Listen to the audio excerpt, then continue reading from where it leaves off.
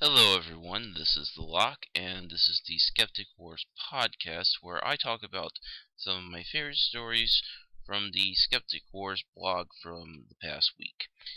Alright, first story up on ballot is Texas GOP advances reparative repetitive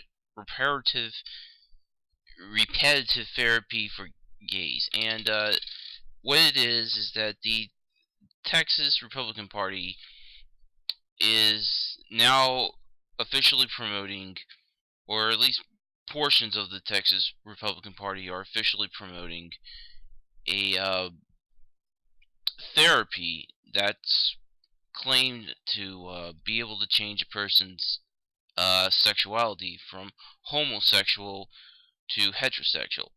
And this therapy not only, well, I wouldn't really call it a therapy, I'd call it more like abuse and torture. This therapy, I'll just call it therapy for the heck of it. This therapy does not work. It does not change a person's sexual orientation. Those who are claiming that it did change their sexual orientation from homosexual to heterosexual are either lying about it or are suppressing their feelings very deeply because they're afraid of what would happen if they don't. And this therapy is very, very dangerous. It's um, been linked to serious mental health problems like depression, and it's been linked to suicide. And it's very, very discouraging to see, and to see the Republican Party, at least in Texas, advancing this very dangerous therapy. Alright, next one. The biggest myth about organic farming, and this is from Real Clear Science. And one of the biggest myths is that um, organic organic farming avoids pesticides, and this isn't true. In fact, many not only do organic farmers use pesticides, they actually use a larger amount of pesticides.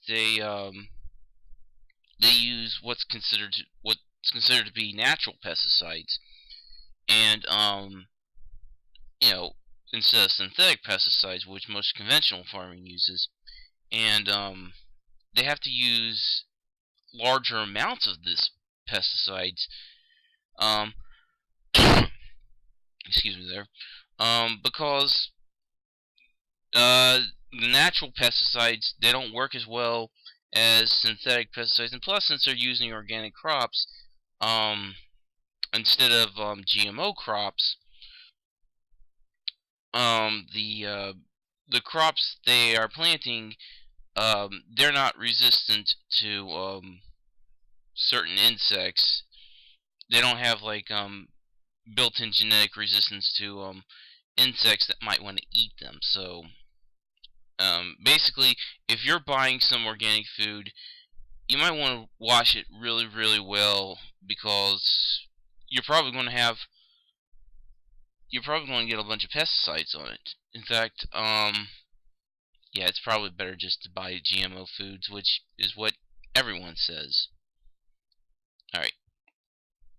Fasting, cancer, and sensationalism. And this is from Rationality Unleashed. And there was this article from the Telegraph, and apparently it was claiming that fasting for 3 days can regenerate entire immune system, study finds. And the article cited no one, and as far as I can tell, as far as anyone can tell, it's just pure bunk. It's pure nonsense. And you know, in fact, I wouldn't recommend fasting at all. Because that could potentially have some effects on your health. I mean, if you're gonna fast, don't do it on days on end. Maybe do it for, I don't know, half a day, something. I don't know how long your religious beliefs tell you need to fast. But fasting cannot repair your immune system or regenerate your immune system. Will not do anything against cancer. And and if you fast for too long, um, it could be potentially harmful to you. All right. The unvaccinated should pay for outbreaks they cause, and this is from Shot of Prevention. And it first talks about how in 2005 an unvaccinated teenager brought back measles from Romania and ended up spreading the infection to 19 other people. And the article lays out the reasoning why people who are unvaccinated and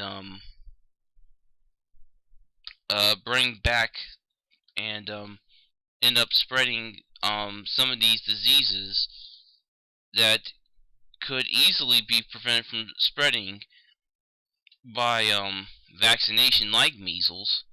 Um, well, they should pay, or more importantly, if it's like a child, their parents should pay for it. And I agree. I mean, um, healthcare is not it's it's not cheap. Healthcare is not cheap. Vaccines, the MMR vaccine, I don't know how much that costs. I think it costs less than $20. $20 compared to, let's say several $1,000s for a hospital stay. What's the comparison? And if you're ignorant enough not to get yourself vaccinated or have your child vaccinated, and you or your child brings back a deadly disease like measles, and it infects people, and that child infects other people, um, you as the parent should be forced to pay uh, for those other people's medical care, not the people themselves, and not the state. And um, you know, if people knew that they could be forced to pay for other people's medical care as a result of not vaccinating themselves or not vaccinating their children, um, I imagine that that well, there would be a dramatic increase in vaccinations. I mean, there's no reason not to vaccinate. First of all, it's very safe. It's very, very effective.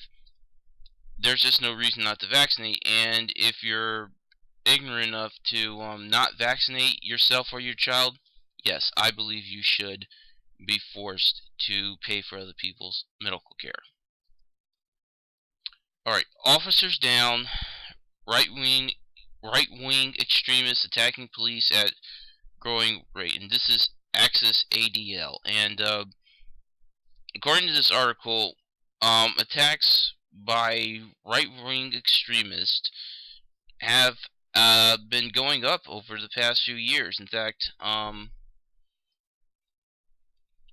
according to this chart, about between the years 2001 to 2014, there's been close to about 30 of these domestic terrorist attacks by and domestic terrorist crimes by right-wing extremists.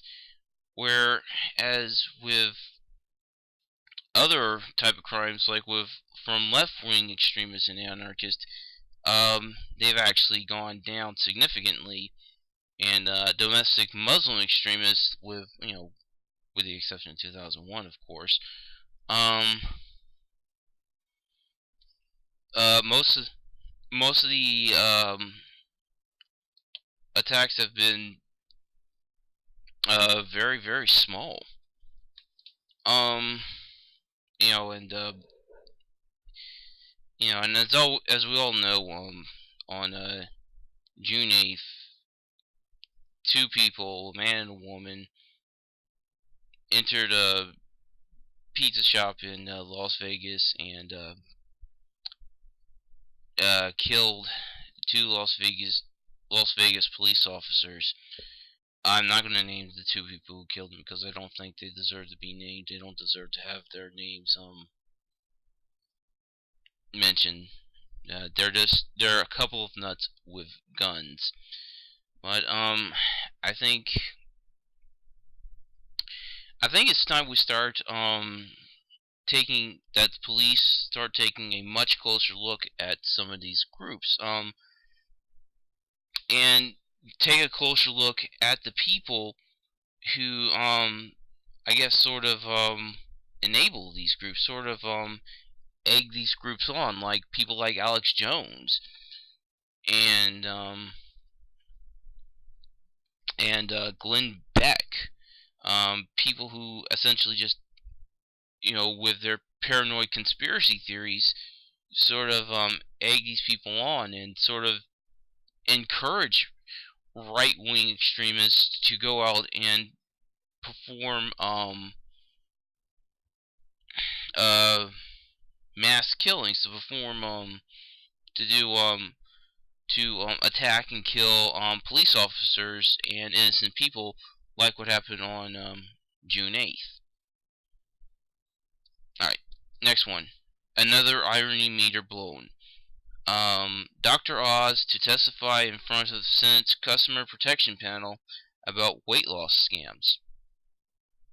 And this is from science blogs, and Dr. Merritt Oz is going to be testifying in front of the Senate's Consumer Protection Panel about weight loss scams and stuff like that, which is sort of extremely ironic, because here's a guy who's promoted stuff that's pretty much nothing more than weight loss scams. He's the green coffee bean thing. That's pretty much seen as a scam. In fact, I believe the FTC has come down on sellers of the green coffee bean thing. Well, why in the world he is chosen to go talk in front of the Senate? To be quite honest, I don't know why. He is literally the very last person who should be talking about weight loss scams. If anything, he should be the one trying to defend them. Alright. Last one. Superstitions collide. Full moon rises on Friday the 13th. And last Friday was, of course, Friday the 13th. And during that Friday the 13th, there was a full moon. In fact, a pretty big one, actually. And it's pretty fun to see this. I mean, but there might be a few people who were a little freaked out by that. I don't think there were, but heck with it. I mean, it was really cool looking, and hopefully nobody gives into the whole superstition of full moons and Friday the 13th and stuff like that. I mean, I'm sure there might be a few very superstitious people who were frightened by it, but for the most part, it was just cool looking. Alright, and the fact that it happened on Friday the 13th, it means nothing. I mean, lots of people were born on a Friday the 13th. Heck, I was born on a Friday the 13th, and I don't consider myself any more or any less unlucky than the next person. Alright, that's it for the podcast this week. I certainly hope you enjoyed it. I'll be around next week, and this is a lock saying, see ya.